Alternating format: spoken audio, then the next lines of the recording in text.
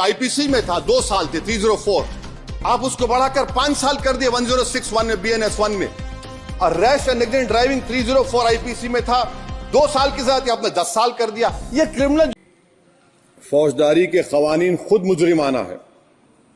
ये जुर्म की रोकथाम से ज्यादा हुकूमतों के जराइम को कानूनी शक्ल देने के लिए बनाए जा रहे हैं। जुर्म में हम कमी करें भी तो क्यों, तुम सजा भी तो कम नहीं करते। सर, सच्चाई यह है कि इस मुल्क के गरीब, दलित, मुसलमान, आदिवासी, इनके लिए जिंदगी से बड़ी को सजा नहीं है। और क्या जुर्म है पता ही नहीं इनको।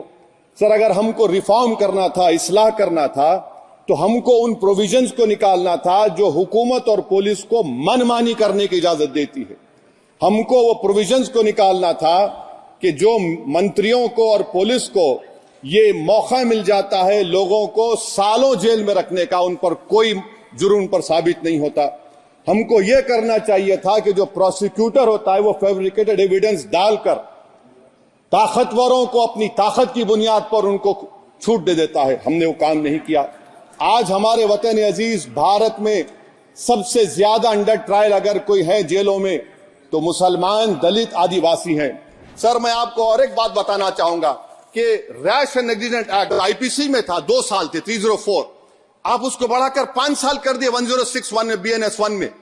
और rash and negligent driving 304 IPC में था 2 साल की सजा थी, आपने 10 साल कर दिया। यह क्रिमिनल जुरिस्प्रूडेंस का हिस्सा नहीं है। अच्छा, क्रिमिनल ऑर्गेनाइजेशन उत्तर प्रदेश में यूपी गैंगस्टर एक्ट में एक चार्जशीट में गैंगस्टर एक्ट लगता। सर, आप बताइए फिर यूएपीए का क्या होगा, पीएमएलए का क्या होगा, महाराष्ट्र मकोका क्या क्या होगा, गुजरात के कोका क्या क्या होगा।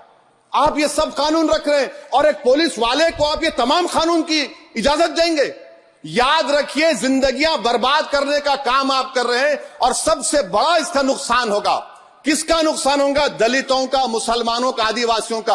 और वो पॉलिटिकल पार्टीज जो कल आज सत्ता में है, कल नहीं रहेंगे। मैं उम्मीद कर रहा था कि मैंने वजीर दाखिला का एक स्टेटमेंट सुना था अमित शाह साहब का कि जब गुजरात के होम मिनिस्टर थे तो उन पर जुल्म किया गया, उनको दबाया गया।